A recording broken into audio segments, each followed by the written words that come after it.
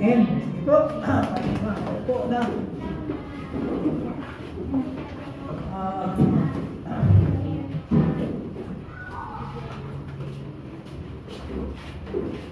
Yung tsahin ni Kuya Reggie, ano, na dialysis na rin. Sabi niya kanina, almost 20 years. Tinatanong ko siya kung ilang taon siya kaya ilang taon na yung kanyang tsahin. Sabi niya nasa 60? 60 ba? 60. So kung almost 20 years, papalagay natin mga 40, no? 40 or 42, ganyan. Start nag-dialysis na siya. Sabi ko sa akin niya, kaya ko kaya. Ayun yun. Umabot ako ng, ano na ako, 8 years na ako nag-dialysis. 8 years, o meron pang ilan? May 12 years pa. Sobra pa yan. Ha? Sobra pa yan. Ano lang yan, sa biyaya ng Panginoon yan. Ang tawag dito, marami pa tayong gagawin. Kailangan matapos natin yung buong mga sulat ni Pablo.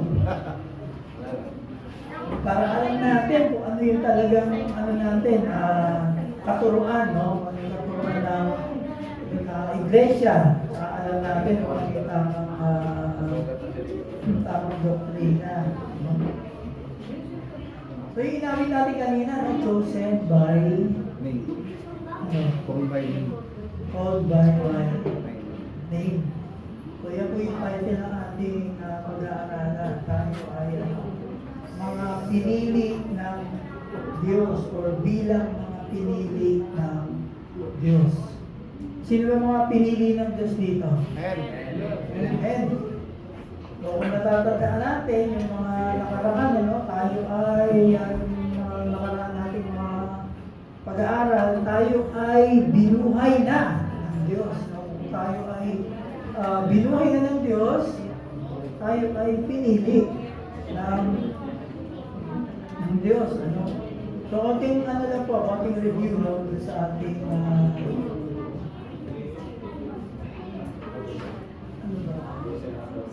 sige, basahin muna natin ito. At mga teksto natin, maiksi lang po. Yan, Colossians 3, 12, 13, 14, 15, 17, ating verses 3 pa rin. Sige po, basahin po natin, no? Colossians chapter 3, verse 12 to 17. Kaya bilang mga banal at minamahal ng mga pinili ng Diyos, dapat kayong maging mapagmalasakit, mabuti ang kalooban, mapagkumbaba, mabait at mapagtiis. Maging mapagpalaya kayo sa isa't isa at magpatawaran kayo kung may nilalapit kayo kanino man, dahil pinatawad din kayo ng Panginoon. At higit sa lahat, pairanin ninyo ang pag-ibig na nagdudulot ng tunay na pagkakaisa. Pagharian nyo sa mga puso nyo ang kapayapaan ni Kristo, sapagkat bilang mga bahagi ng isang katawan, tinawag kayo ng Diyos upang mamuhay ng mapayapa. Dapat din kayong maging mapagpasalamat. Hayaan ninyong manahan ng lubusan sa inyong mga puso ang mga aral ni Kristo. Paalalahanan at tulungan niyo ang isa't isa ayon sa karunungang kaloob ng Diyos. Umawit kayo ng mga salmo, himno, at iba pang mga awiting espiritual na may pasasalamat sa Diyos sa mga puso ninyo. At anuman ang inyong gawin, sa salita man o sa gawa, gawin ninyo sa pangalan ng Panginoong Hesus na may pasasalamat sa Diyos Ama sa pamamagitan ninyo. Ayan. Amen. So, balikan natin, ano? Sabi ito sa verse 5, kaya bilang mga banal at minamahal na mga pinili ng Diyos. Konting review lang muna, no? Nakaraan na nasulat dito. Yan, review. Ito yung napag-aralan natin noong nakaraan, ano, yung Colossians 3, 5 5 to 6. Ano sabi dyan? Colossians chapter 3, 5 to 6. Kaya patayin niyo na ang anumang kamunduhang nasa inyo, ang sexual na imoralidad, kalaswaan, pagnanasa, at kasakiman na katumbas na rin ng pagsamba sa mga Diyos-Diyosan. Parurusahan ng Diyos sa mga taong gumagawa ng mga bagay na iyon. So, ang sabi dyan, patayin nyo na ang anumang kamunduhang nasa inyo. So, bilang mga binuhay ng Panginoon, ng Diyos, diba, isa sa mga sinasabi ni Pablo dyan na patayin na natin yung ating yung anumang kamunduhan. Ano ba yung kamunduhan? Ito yung mga masamang pag-ugali, ito yung mga tradisyon ng mga ginagawa natin. Kasi bakit? Dahil nga napasukan kasi sila ng mga maling katuruan dyan. May mga sinasabi dyan na tanggalin yung baga para ikaw ay para ikaw ay mapagtagumpayan mo yung mga kainaan mo sa buhay, mga kasalanan mo. Kainin to, ito kainin mo, gawin mo to, yung mga pista na to, mga ganyan. O kaya sumunod sa sa mga anghel. Pero sabi niya sa verse 6, di ba? Pag hindi daw natin pinatay ang anumang kamunduhang nasa atin, so hindi lang ito yan, Hindi lang yan yung mga nandiyan. Di ba may mga binanggit pang mga ibang kasalanan last week, So hindi lang yan. Lalo na ito, yung kasakiman ng katumbas ng pagsamba sa mga Diyos-Diyosan, idolatry. So hindi lang po idolatry yung mga imahe, hindi lang pera, marami, pwedeng trabaho, pwedeng bagay, pwedeng jowa mo, pwedeng kahit basta nakaka-distract sa ating Panginoon.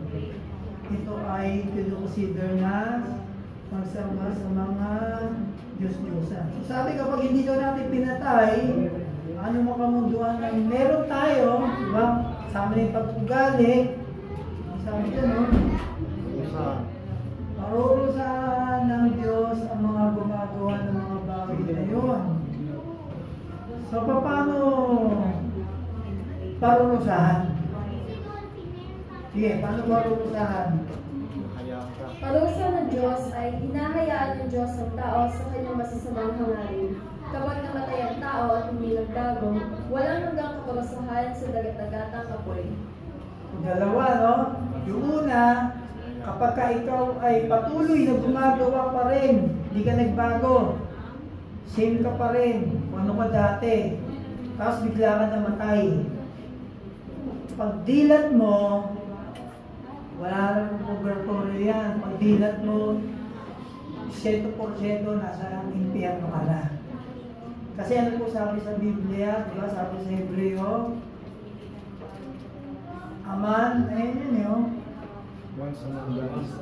once a man dies, after the judgment na. So kapag ka namatay ang isang tao, yun, tulad doon, yung tita ni Kuya Reggie, once na naglabutan na ng hininga yan, pag dilat niyan, judgment na. Wala nang so bago ka mamatay, magbago ka na. Kasi hindi mo alam kung kailan mo nangyayari sa iyan, Dahil pag nangyayari sa iyan, at hindi ka nagbago, tapos ka na. Alam niyo ba yung pag isang beses ka pinanganak, 2 beses kang mamamatay. Pag 2 beses kang pinanganak, 1 beses ka lang mamamatay. Alam niyo yun? Alam niyo yun? Pag 1 beses ka lang namatay, pag 1 beses ka pinanganak, 2 beses kang mamamatay. Ano yun? kapag ikaw ay pinanganak ng literal, no? Pinanganak ka galing sa sinapupunan ng nanay mo, pinanganak ka sa beses. Tapos namatay ka, nang hindi ka nagbago. Hindi ka nakakilala sa Diyos, hindi ka nakakilala kay Kristo. 2 beses ka mamamatay. Bakit? Mamatay ka ng physical, mamatay ka rin ng spiritual. Sa impyerno ka na. Pero kung 2 beses kang pinanganak, 1 beses ka lang mamatay. Pinanganak ka ng literal, natural, tapos na-born again ka pa. So, ibig sabihin, pag namatay ka, 1 beses lang. Pagka namatay ka ng physical. Pero yung kaluluwa mo, spiritual mo, buhay ka. Karoon ka ng eternal life. So yun. Pero habang buhay ka ngayon, at hindi ka nagbago pa, so isabihin, pinarurusahan ka na ng Diyos. Anong klase? Ha? Ano sabi? Yung mga ginagawa mo, yun yung parusa, di ba? Natatandaan natin yung Romans chapter 1, no? Last week, na dahil sa hindi kinilala ng Diyos, at patuloy sila sa kanilang mga nakakala nilang tama, hinayaan na lang sila ng Diyos na gawin kung ano yung gusto nilang gawin. Kaya, isabihin pala yung mga taong yun, yung mga dahil binanggit doon, di ba? Dahil mga binanggit doon, sexuality, mga sakiman, mga ugali, lahat, ay pinarusahan na pala sila ng Diyos. Hindi mo mawala yung parusa na yun hanggat hindi sila nakakilala sa Diyos. So, ano sabi ni Pablo? Kapag ito ay tinanggal na natin yan para tayong nagsusuot daw ng damit. Sabi dyan sa 10, at isinod na nyo ang bagong pagkatao. Siyempre, yung mga pagkatao, inalis mo yan, magsusot ka ng bagong damit. 2 Corinthians 5:17. Ano yun? Ha? Social creation. Ano yung verse na yun? 2 Corinthians 5:17. Sino mang nakapag-isa kay Kristo ay silang bagong nilalang at wala nang dating katawan, hindi siya ay bago na. Ngayon natin, 2 Corinthians 5:17.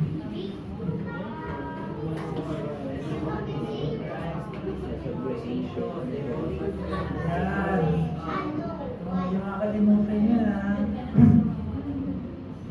So, sinunod na natin yung bagong damit. Siyempre, kapag kami bagong damit ka na, hindi mo isusuot yung luma mong damit, di ba? Ang gagawin ito, sunugin mo na. Sunugin mo na. So, meron lumang pagkatao, may bagong pagkatao. Yung lumang pagkatao, nagpapatuloy ka pa rin sa lumang buhay. So, yung bagong pagkatao ay bago na, di ba? So, ano ba yung luma mong buhay? Anong ikadudulot nun? Kapahamakan. Pero yung bagong pagkatao natin, pag isuot na tayo ng bagong damit, buhay po kailan na natin, binuhay ng Diyos, aalisin na niya anumang lumang pagkatao natin, at isuot na yung bagong pagkatao. Wait.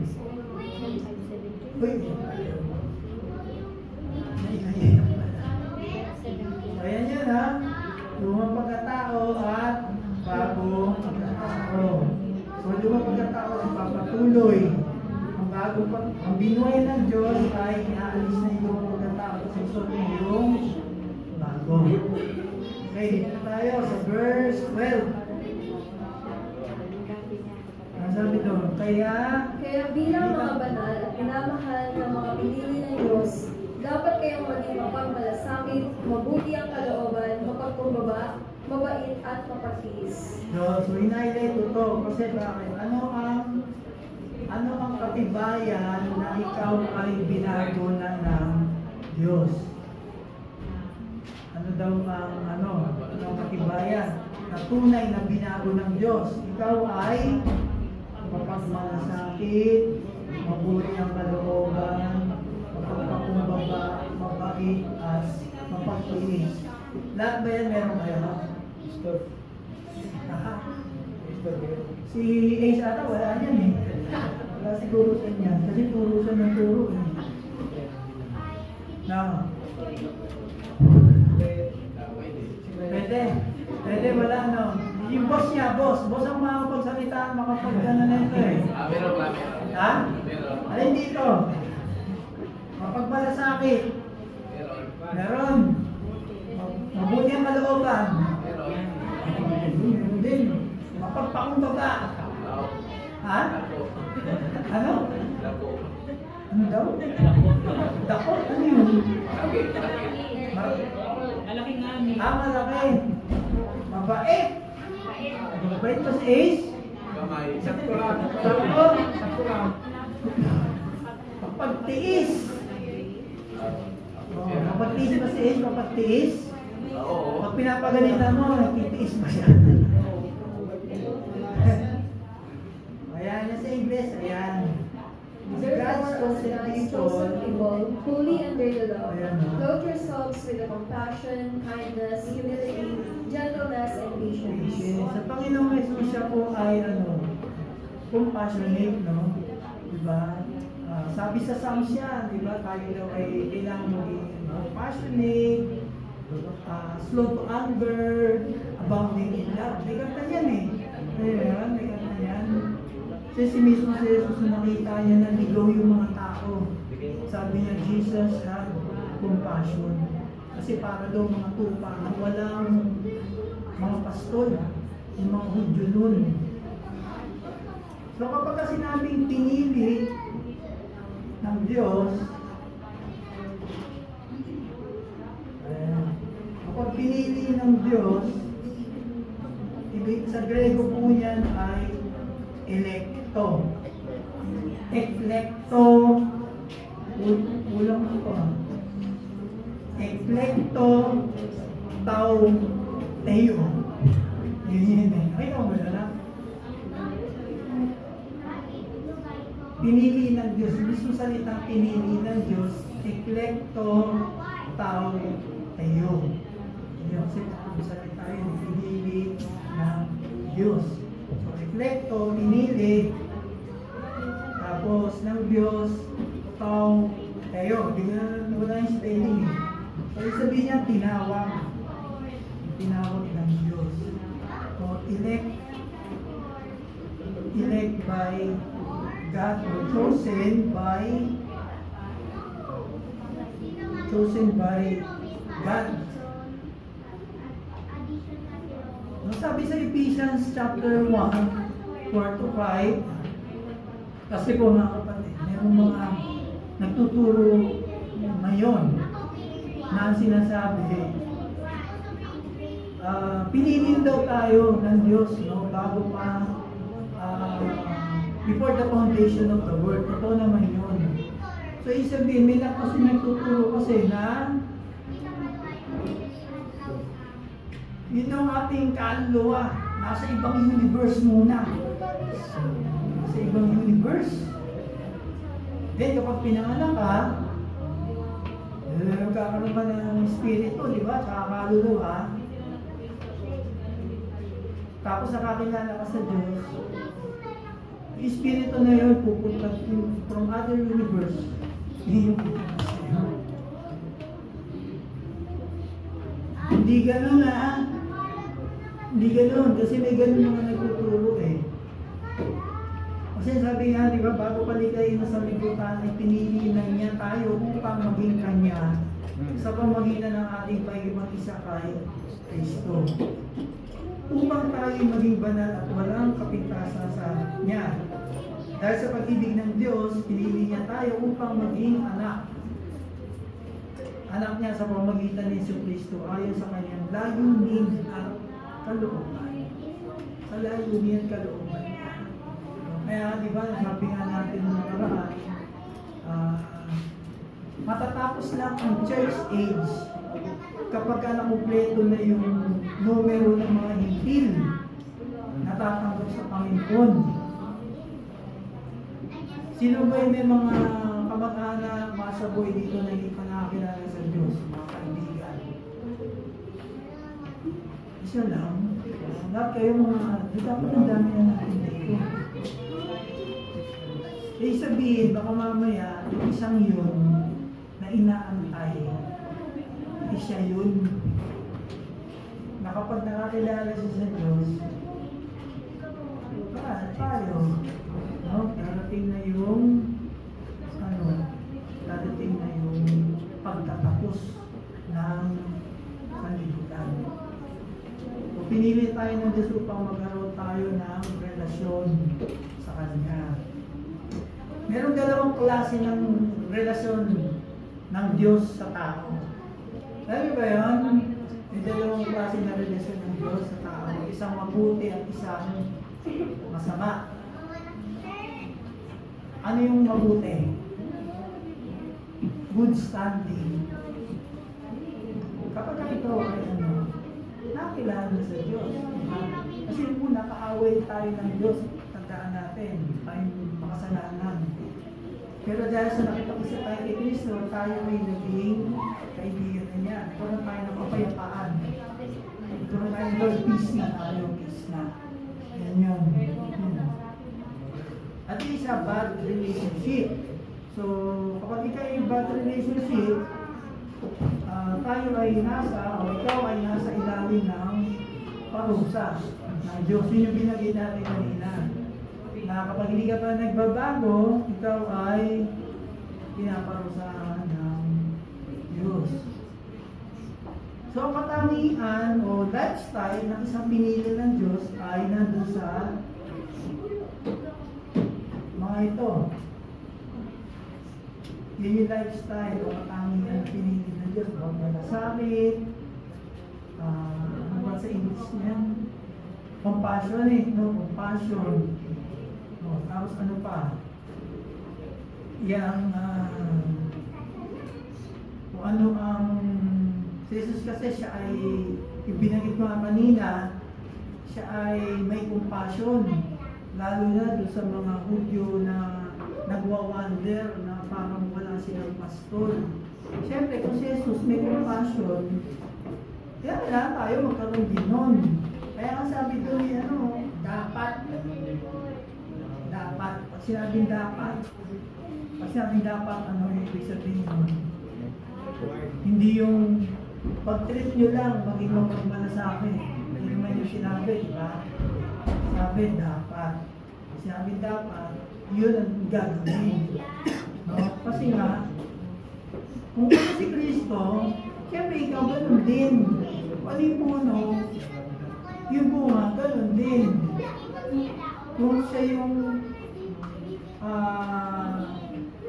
tayo yung puno, siya yung puno, tayo yung branch. Di ba meron yan, John 15, we are the vine, and you are the vine, and we are the branches. May kanta rin nun, nasa bata. Saan niyo ba yun? Yan. So yun.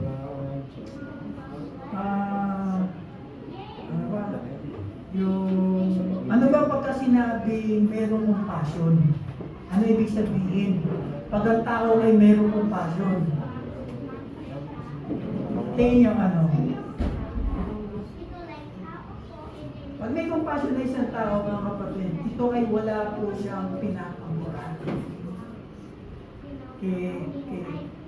Lalo na kung kaaway niya yan, kaibigan niya yan, bata, matanda, kahit wala siyang pinapamuran. Walang pinipili. Wala siyang pinipili. Kaibigan man o kaaway. Pilipino ka man, o hindi ka man Pilipino, walang pinipili sa edad, sa ugali, etc. So yun ang isang kakamihan kapag ang compassion. Hindi namimili ka lang sino gusto mong tulungan. Or pinipili mo na, ito natulungan ako na ito, kaya tulungan ko rin. Pero pag walang binigyan, walang ginawa sa iyo, hindi mo bibigyan ng ng pabor. So ano pa? Pero kayo natangihan kanina, kindness, o maganda ang kalooban, o mabuti ang kalooban, o mapagpakumbaba, humble, mabait, good, gentleness, sa English yan, gentleness, at mapagtiis, patience. So kung mapapansin nyo, yung mga yan, sa iyo may kita yan. Nasa Galatians yan, chapter 5, yan po ang bunga ng kanal na Espiritu. Ilan lang po yan. No, ang tanong dyan, bakit kinakailangan meron tayong ganyang ugali? Bakit dapat meron tayong mga ganyang ugali? Bakit? Tingin nyo.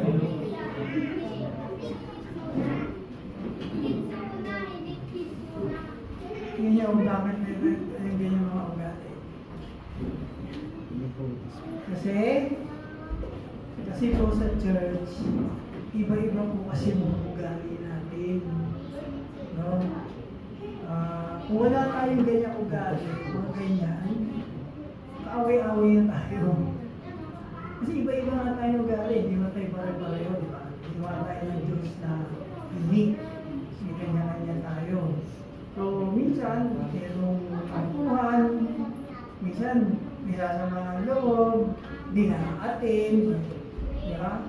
Minsan naman, hindi lang mapate, ano pa, mayroon ng mga problema, o iba-iba. Kaya kailangan meron tayo din mga pag-uugali kasi iba-iba po tayo na para maintindihan natin ang bawat isa. Kaya hindi natin magagawa itong mga to actually kung wala sa atin ang banal na Espiritu. Yun.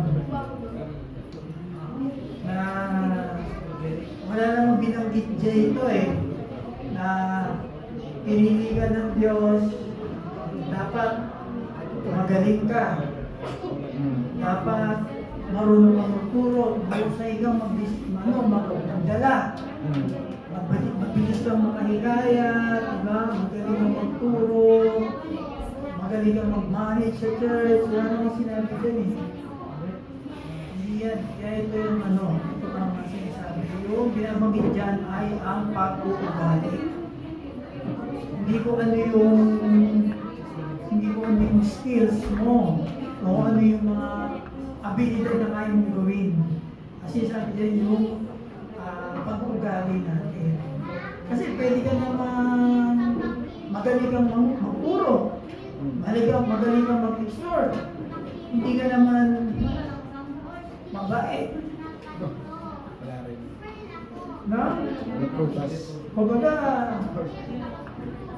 sige, ano po yung pinag-aralan natin ng kalinggo? Kamutulog. Walang makasagot. Kamutulog. Ang babaw niyo naman. Sabihin ko ba yun? Sige, mabait.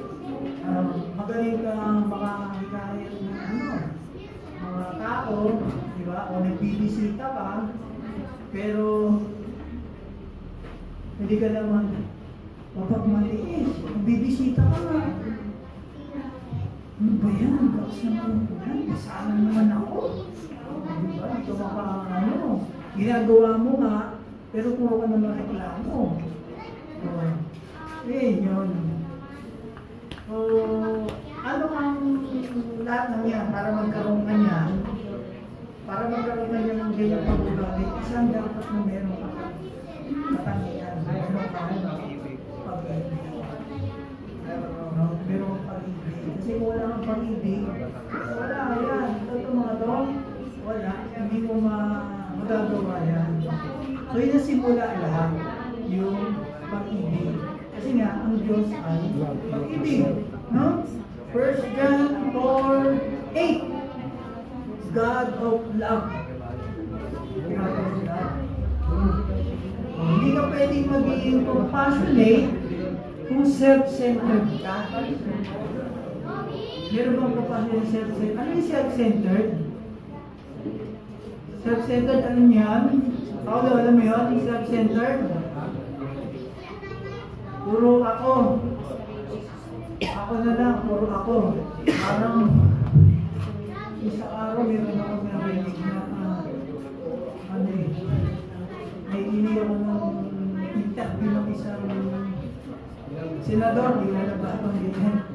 Puro ako, nung ano ako, ganito eh, ako, puro ako. O ikaw na magaling. Diba? Puro ako eh. Lahat siya. Pero yung mga desisyon naman yun, yung palpa. Diba? Kaya ano eh. So, mahirap yung taong self-centered. Parang may inis sa'yo. Parang may inis. Sa mundo ngayon, yan ang trend ngayon, lalo ng mga kabataan, di ba? Meron pa, nung araw, wala pang mga TikTok, wala pang mga ganyan, internet ng araw. Meron ako commercial na nakakatandaan yun. Ano yun? Paint shop yun, paint shop. Lagi siya sabi doon sa commercial, express yourself. Express yourself, may kanta yun eh. Tapos, yung mga sinasabi sila doon, love yourself. Kung love me. Ikaw. Di ba ngayon, ganyan pa rin?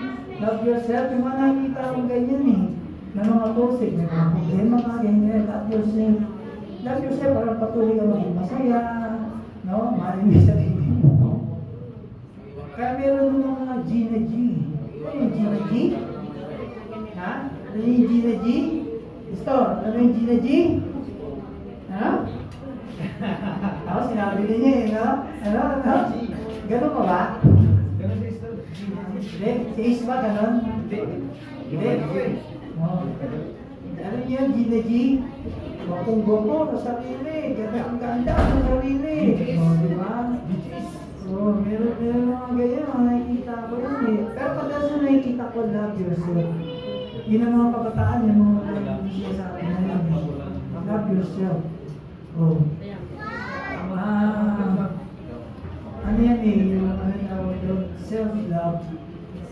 Yun yung mga trend ngayon, yung mga kabataan. Para pinasaya ka, malilim sa rito mo. Kaya tuloy ka, tuloy paganda, tuloy pagwapo. Diba? Kaya kapag ito yung mga ugali natin, ay hindi ka lalago. No, hindi ka mag-grow, hindi ka lalago bilang Kristiyano kung ganyan yung paugali. Sapagkat, ang mga ito ay tawag dito, hindi po yung makakatulong sa ating paglago. Kaya kung meron kang ganitong pag-uugali, diyan lalago ka. Lalago ka kasi yan ang isang magtibayan na tunay na binago ng Diyos. No? Kaya pa ba dapat may compassion? Kanino? Yan, sa kapatid mo. Sa kapitbahay mo. Hindi lang sa kapitbahay mo, literal. Saan pa? Sa lahat ng mga tao. Lalo na sa dito sa atin, sa iglesia, sa church. Kaya tanong dyan, ikaw ba ay may malasakit? Ikaw ba may malasakit? May malasakit ka ba? Ayan, diba? So, 13. Maging mapagpalaya kayo sa isa't isa at magpatawaran kayo kung may hinanakit kayo kanino man, dahil pinatawad din kayo ng Panginoon. Oh, sa ibang translation kasi, sabi diyan, magpasensyahan kayo sa isa't isa. Magpasensyahan at magpatawaran kayo. Kung kayo, magpatawaran kayo kung may hinanakit kayo, kanino man, dahil tinatawad din kayo ng Panginoon. So sa English niyan, bear each other and forgive one another. Diba? Forgive one another. If anyone has grievance against someone, forgive as the Lord forgive you. Anong sabi dito? Sabi dyan, unahin yung tayo.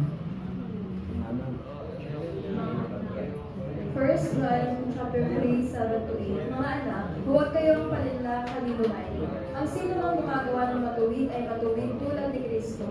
Ang nagpapatuloy sa pagkakasala ay kampo ng Diablo, sapagkat sa simula pa'y nagkakasala na ang Diablo. Kaya't naparirito ang anak ng Diyos upang wasakin ang mga gawa ng Diablo. Ayan sabi huwag kayong paninlang. O diba, sino mang gumagawa ng matuwid ay matuwid tulad ni Kristo. Ang nagpapatuloy sa pagkakasala ay ano daw? Kampo ng Diablo. Kapo ba kayong Diablo? Ha? Kung kayo pinagpapatuloy sa pagkakasala? Pagkakasala, pag hindi ka nagpapatawad, nagkakasala ka ba? Pag hindi ka nagpapatawad? Diba, Kasi nga, kung ikaw ba ay, kayo ba, nakapagdulot na ba kayo ng hinanakit sa kapwa? Dami na. Ha? Dami na? Iba. Okay, kayo. Hindi kayo nakadulot ng hinanakit sa kapwa? Nakasakit ba kayo? Nakadulot ba kayo ng sama ng loob? O meron bang nakadulot na sama ng loob sa inyo? O may hinanakit? Meron ba nakagawa ng sa inyo na nasaktan kayo? Diba? Meron? Meron? Bakit kailangan magpatawaran tayo sa isa't isa? Bakit daw? Bakit? Para patawarin din tayo. Patawad din ng Panginoon. Na? Para? Para patawarin din tayo. Kulang yun, kulang.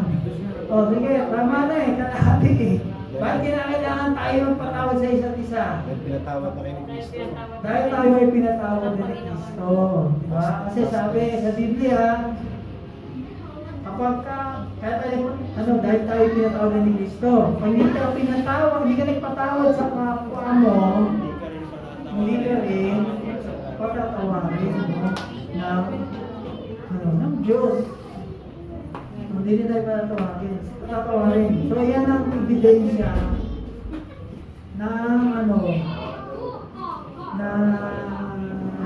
hindi ebidensya yun ng hindi pinili ng Diyos.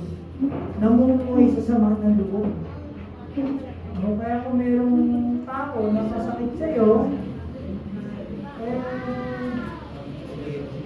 mo na, patawad.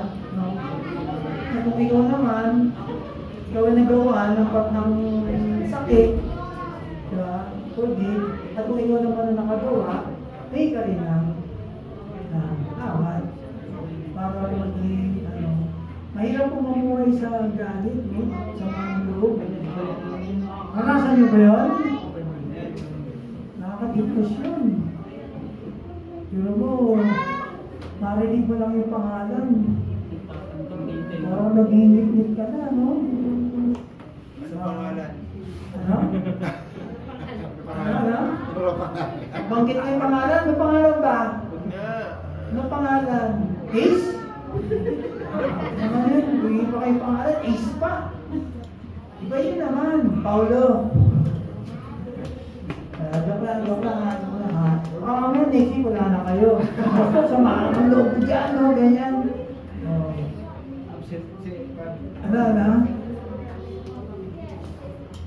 Uy, 40 na pala. Sabi niya kapag ang isang tao ay may galit, puot o sama ng loob, ito ay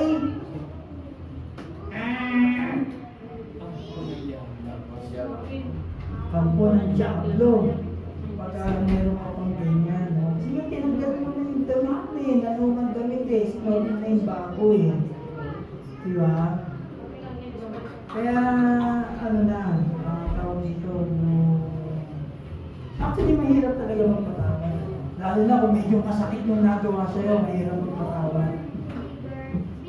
Pero kailangan natin mag-pray. Pag-pray natin. Kasi hindi naman overnight yan eh. Nasa proseso yan. Lahat tayo ganyan. Mahirap. Pero hindi mo pwedeng dahilan na tao lang ako. Hindi pwede. Hindi pwedeng dahilan yun. Kaya hindi mahirap magpatawad kasi tao ka lang. Hindi. Kasi kung ikaw ay binuhay ng Diyos, dahil ay sa biyaya niya, magagawa niya. Lord yung creation. Ha? Bago ka nang nilalang. Oo, yung ano lang, yung... Kailangan na natin dumaan sa proseso. No? O nga, ano pa? At higit sa lahat, ano yung sunod? At higit sa lahat, pairanin ninyo ang pag-ibig na nagdudulot ng tunay na pagkakaisa. Oo, ano yun ako? Kailangan ang tunay na pag-ibig. Ang pagkakaisa ay hindi gawa-gawa ng tao. Hindi ito gawa-gawa ng tao. Makakatwa ng pagkakaisa kung meron tayong pag-ibig sa isa't isa. Diba? Sa loob at sa labas po ng church. Kung meron tayong pag-ibig, ang pagkakaisa po, hindi mahirap yan. Parang yung kailan sinabi kanina namin mga pagtitipon. Parang next week, ano? Sa linggo, meron ganyan yan eh. Kasi yan, ano nga yung nangyayari sa gobyerno natin ngayon, nakawag ng pagkakaisa. Kung mahal mo ang bansa mo, yan, no? Yun eh. Pag meron kang pag-ibig, yun ang magpo-form ng pagkakaisa. No? Hindi makakatayo ang church kung walang pagkakaisa. Diba? Kung wala tayo, wala kayo, wala bawat isa sa atin, wala ito. Wala po tayo dito. Bakit tayo nandito? Kasi mahal natin ang isa't isa. No? Nagkakaisa tayo, hindi lang paglinggo. Lalo na pagka anniversary. Nakaisa tayo, ang dami natin. Pagka Christmas party, nakaisa tayo. Sobrang pagkakaisa kapag dalawang beses na sa isang taon, ano? Gawin natin linggo-linggo. Maraming pagkakaisa natin. Solid, no? Ha? Solid. Oo, para solid tayo. Kasi tulad yan, ano? Kasi ano eh, kawawa ang church kung tayo, iba-iba tayo ng direksyon. Iba-iba yung mga pananaw natin. Ako, dito ako. Yung ginagawa nila Kuya Garo, parang hindi ako agree dyan, dito ako. O tayo, dito tayo Iba yung ginagawa nila, di kung natin maintindihan nyo, dito tayo. Sarili-sariling mga faction. Sarili-sariling grupo. No? Ang hirap yun, pag may sarili-sariling mga grupo ng church. Buong church, yun, no? Kaya nga diba, ito yung tema natin, discipleship. So lahat ng Bible study, kung tinuturo ng isa, lahat Sabay-sabay lang. sabay-sabay. Para sabay-sabay tayong gumalaw, sabay-sabay yung pagkaalaman natin. Isang way yun para tayo yung magkaisa. Na pare-pares tayo ng mga pinag-aaralan. Meron kasi yung mga iba, walang pakisama. No? Meron pa mga gano'n. Yung mga tao gano'n eh. So sila na lang. Ayun eh. Dito lang ako. Hindi. Lahat po tayo ay parte ng katawan ng Kristo. Kaya lahat tayo meron role. Meron tayong role sa church para ito ay patuloy na tumayo. Kasi ano eh, tawag dito, bawat isa sa atin, haharap tayo sa Diyos, di ba? Sabi sa 1 Corinthians chapter 10, yung Bema judgment ng Panginoon. Yun nga, yung sinasabi ko kanina, ang man has to die once, and then after that, face judgment. Pag dilaw mo, husgahan ka na. Saan ka husgahan? Husgahan ka doon sa, ano bang ginawa mo dito? Yung biyaya ng Panginoon, paano mo siya ginamit? Sa Kristiyano, yun ang pag-uusga ng Diyos. Ano yung paano mo ginamit yung biyaya niya? Kumbaga, nagbubutas ka lang ba ng silya dyan? Mula sa buong pagiging Kristiyano mo, tuwing linggo, nandiyan ka lang, nakaupo ka lang, o nagpapagamit ka sa Diyos, kasi nagpapasalamat ka, kasi niligtas ka ng Diyos, kaya bilang pasasalamat mo sa Diyos, sige Lord, pag-gamit ako sa iyo kasi niligtas mo ako eh. Pero hindi dahil sa gumagawa ka, kaya ka maliligtas. Hindi yun. Kaya mo ginagawa na maglingkod sa Diyos kasi nga nagpapasalamat ka dahil ikaw ay iniligtas. So, malinaw yan ha. So, yun yung sinasabi doon na sinabi kasi doon sa Demon Judgment na after that, i-judge ka ng Diyos kung ano yung ginawa mo, mabuti man o masama. So, yung ginawa mo yun, hindi po yung sa Kristiyano, ito yung words na paano mo ginamit yung biyaya ng Diyos na ibinigay sa iyo. Parang talento, yun eh, yung talento, di ba? Pero binigyan ng 10,000, binigyan ng 5,000, binigyan ng 2,000. Yung ginawa ng 10,000 saka 5,000, kinalago nila. Yung binigyan ng 2,000, sa takot na sa may-ari, nagbigay nun, ay binaulang niya sa lupa. O kaya nung bumalik, asan na yung mga boss, ito yung 10,000 binigay mo sa akin, tumubo ng 10,000. Okay na yan. O yung itong 5,000, tumubo ng 5,000. Okay yan. Boss, ito po yung binigay niyo sa akin, yung 2,000 pa rin. Ha? Bakit ano nangyari dyan? Kasi alam ko kasi na mahigpit ka eh. Mahigpit ka kamo, tsaka stricto ka, kaya bilang ko na lang. Ano ka ba? Dapat ilagay mo sa bangko para kahit pa paano tumubo. Kaya, kasi ano sabi niya, nung may-ari, nung boss. O sige, yung 2,000 mo, ibigay mo doon sa may 10,000. Ha? Boss, meron na siya eh. Ayun nga, meron na siya. Yung meron, dagdagan. Yung wala, lalo pang mawawalan. Yun. Pwede yun. Yung judgment na yun. Kasi sabi dyan, ito yung judgment ng Panginoon sa Kristiyano na kung paano mo ginamit yung biyaya ng Diyos.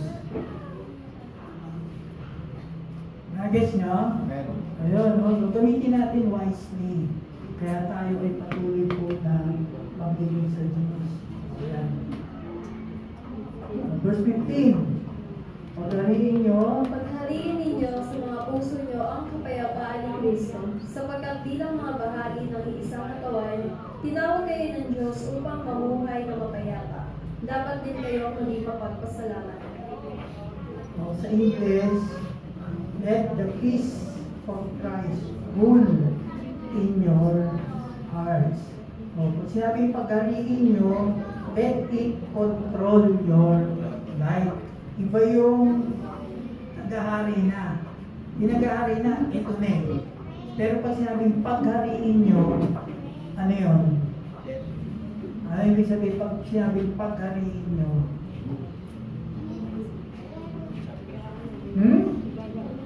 Ano na? Paghariin. Paghariin yung sentro ng inyong buhay.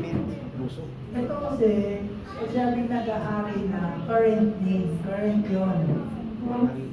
Pagka sinabing paghariin, future yun, future. Na bakit sinabing paghariin? Kasi hindi po automatic yun sa life natin. No? Yung kapayapaan ng Diyos sa ating puso ay hindi po yan hindi yan automatic.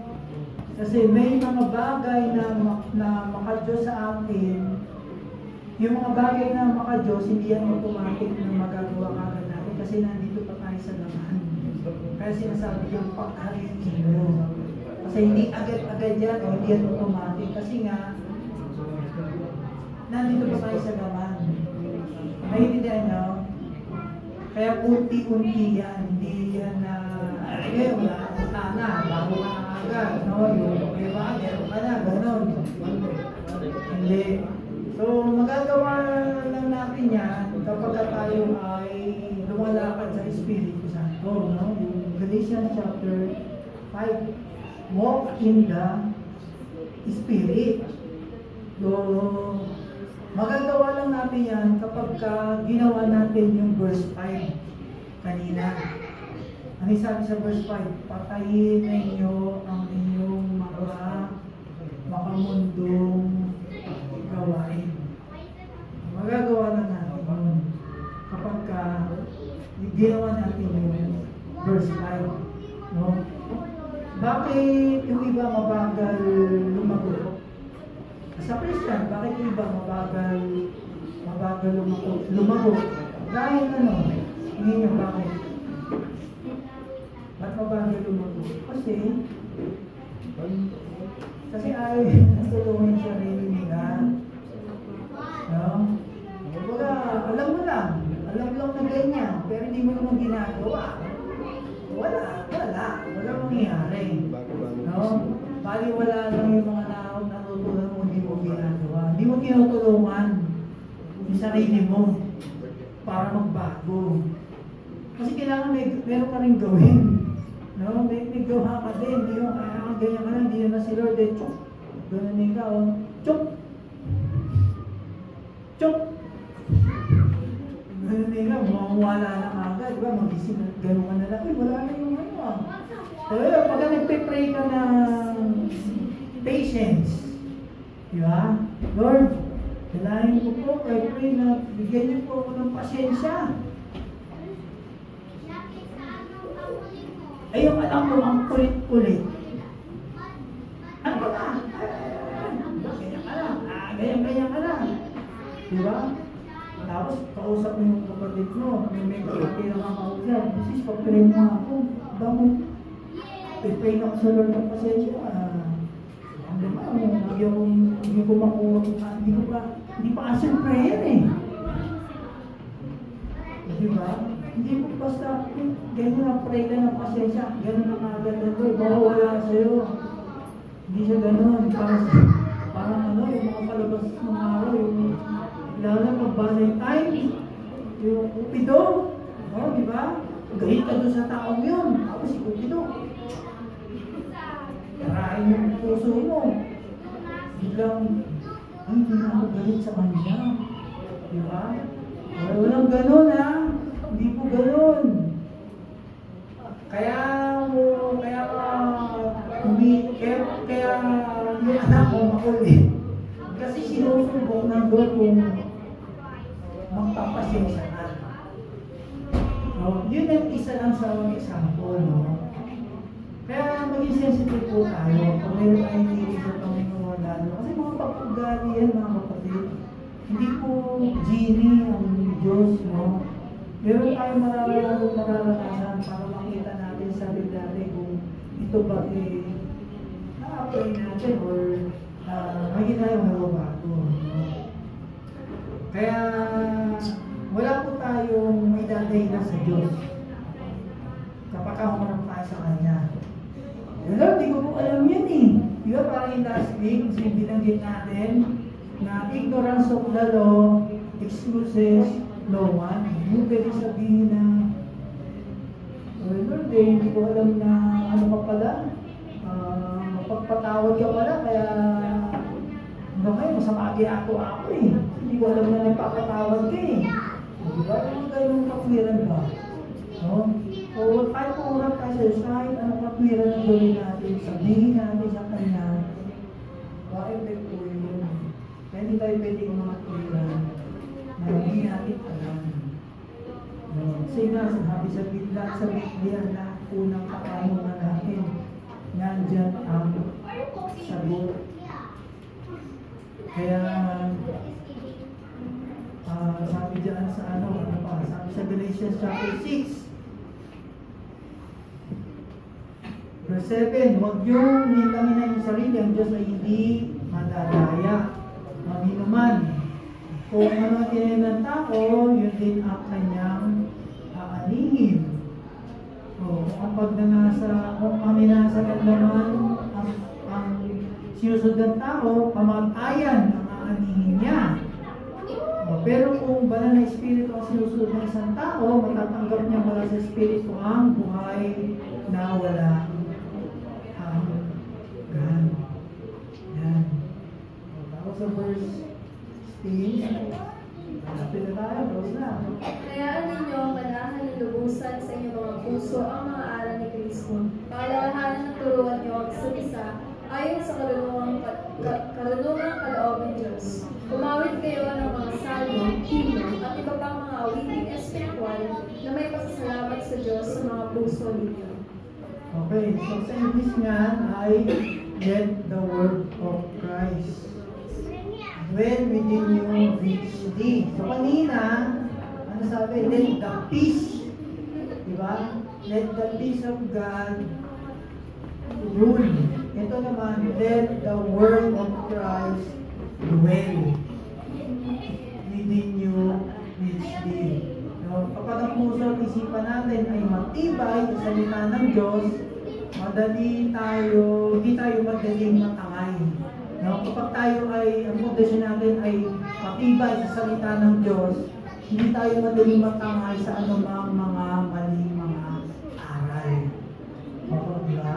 Yung mga matatanggap natin katuruan, malalaman natin yung mga marili natin katuruan kung tama o mali kapag tayo ay babad sa salita ng Diyos. Ano pa sabi dyan? Yung kaawitan daw ng salmo, himno, at iba pang awiting espiritual na may pasasalamat sa Diyos. Hindi po ito yung ito po yung mga awitin na meron yung tinatawag na theological message. No? Kasi meron iba dyan, mga ano lang, Hallelujah, Hallelujah, Hallelujah, Hallelujah. 30 minutes po, Hallelujah na sinasabi. Pero may dyan, one way, Jesus. One way, Jesus. You are the way, the truth, and the life. Pero hindi sinasabi ko yung pagiging Diyos ni Christ. Hindi yung pagiging, yung ginawa niya sa cross, no? Puro lang mga, di ba? Alam ko na, banggit ko na dito yun eh. Tanggalin niyo ito. Tanggalin ito yung instrumento. Basahin niyo yung lyrics lang. Malalaman niyo pagka ang lyrics eh walang lalim. No? Walang lalim. Pagka binabasa mo siya ng walang dating sa'yo. Walang dating. Binabasa mo lang, ganyan. Pero pag naiintindihan mo yung binabasa mo, at alam mo yung sinasabi doon, kahit wala ito, kahit walang, actually, ang nag-aano kasi dito, yung drums eh. Diba? Yung drums, alam mo ba, sinimula ng music, jazz. Yung contemporary Christian music, sa drums siya nagsisimula. Kasi, ano yan eh. Yan ang nagdidikta ng emosyon ng tao. Kapag lalo na yung mga yung may pause, parang yan nga, yung mga minakanta natin, may pause. Kasi dapat wala nga yun eh, diretso na agad. Wala yung instrumental, yung may ganon, kanina, yung mga minakanta tayo, may instrumental, tapos kanta ulit ng ano. Pero wala yun, kasi nangyari na kukondisyon yung emosyon ng tao. Lalo na po kasi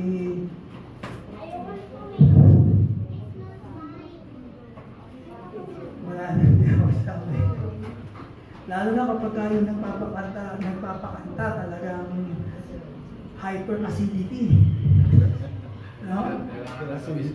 Ha? Kailangan na gawin sa disco.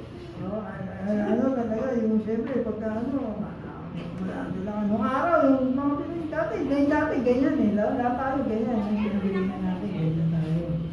Na nakakala mo, kaya ako umiiyak. Kasi, Holy Spirit. Tatay pa dito, nandito ako, Holy Spirit. Ganyan.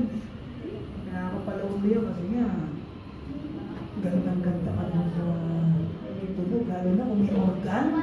No? Buti pa, wala pa tayong organ eh. Paano kung may organ pa tayo? Wala, yun na yun. No? Tapos meron pa tayong flute. Dahil tayong instrumento, no? Orkestra pa, orkestra. Ha? May orkestra pa. May orkestra. Yun ang matindi dyan. Kaya, ano? Huwag na magdagdag. Huwag na magdagdag. Kaya tingnan nyo, minsan na. Minsan huwag tayo mag-drums. Oo, ano lang, gitara lang. Sige, ano, hindi, nung wala si Emma, di ba? O ano ng atmosphere, walang drums. Ha? Uy. Hindi nga akong pagluloko eh. Kulang, di ba? Kasi ano yung kulang? Dahil kulang instrumento. Di ba? Huwag tayong tumingin sa instrument. Ito, may kasalanan ito. Tapo na yan. Ito. Tapo na yan. Oo, kaya yung drummer, ay hindi nyo napan, ewan ko kayo kasi pag meron antena, yung drummer, papansin mo dyan yung drummer. Pasin nyo yung drummer, talaga pag nagda-drum siya, bigay na bigay siya. Ganun. Oo. Yung ganito sa baba, dinig to, ano? Diba? Ang ganito sa baba, dinig. Kaya talagang ano ko talaga na ano yan. Kasi mas magandang marinig natin yung mga boses natin. Kasi mas diba, mas marinig yung mga boses nyo kahit na sintonado kayo. Diba? Wala nang makakalata na sintonado kayo eh. Sabay-sabay. Kasi lahat sabay-sabay kumakante eh. Diba? Ano makakarinig na sintonado ka? Meron? Si Ate Malu, yan. Lakas ng boses niya kanina eh. Bakit ang tenga ko eh. Kailangan naman yun. Oo. Diba? So yan, no? So,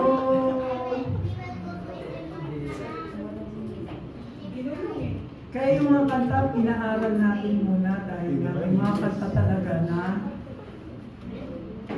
walang lalim, walang ibig sabihin, kung ano lang. So last verse, At ano man ang inyong gawin, magsasalita ba ito sa gawa, gawin ninyo sa pangalan ng Panginoong Jesus na may pasasalamat sa Diyos Ama sa pamamagitan niya. so ayan, no, sabi, everything na na gawin natin, salitaan magawa, o ano sabi, gawin nyo ng may pasasalamat. Kaya nga kanina, ganun din binigit yan. Yung pasasalamat. Kaya kanina nagsimula si Kuya Reggie, no? Sino yung gusto magpasalamat. Kasi yan po lang, yan lang yung pwede natin ibalik sa Diyos eh. Dahil sa niligtas tayo, konti man na magpasalamat tayo sa Kanya, no? Kaya tinan niya kung araw-araw nagpapasalamat tayo. Gawin natin mo, no? Kasi nga, kung hindi naman dahil sa Diyos eh, wala tayo sa impyerno, no? Kaya, so yun. Sige, tayo po tayo lahat.